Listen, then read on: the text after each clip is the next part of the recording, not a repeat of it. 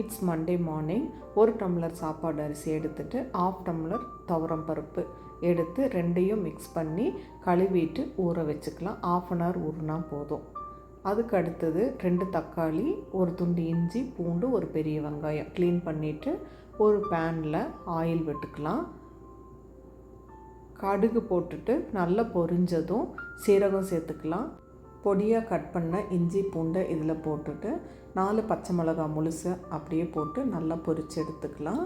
இது நல்லா வதங்கினதும் பெரிய வெங்காயம் கட் பண்ணி போட்டுட்டு வதக்கி விட்டுறலாம்.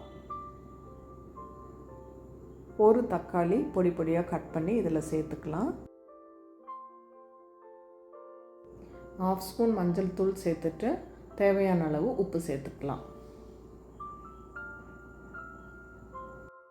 இது கூட நம்ம கட் பண்ணி வச்சுருக்கிற கீரையை சேர்த்துக்கலாம். எந்த கீரைனாலும் ஓகே, ஆனால் பொடி பொடியாக இருந்துச்சுன்னா டேஸ்ட்டு செமையாக இருக்கும். நல்லா வதக்கி விட்டுக்கலாம்.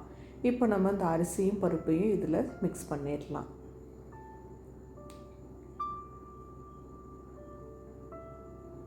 தேவையான அளவு தண்ணி சேர்த்துக்கலாம்.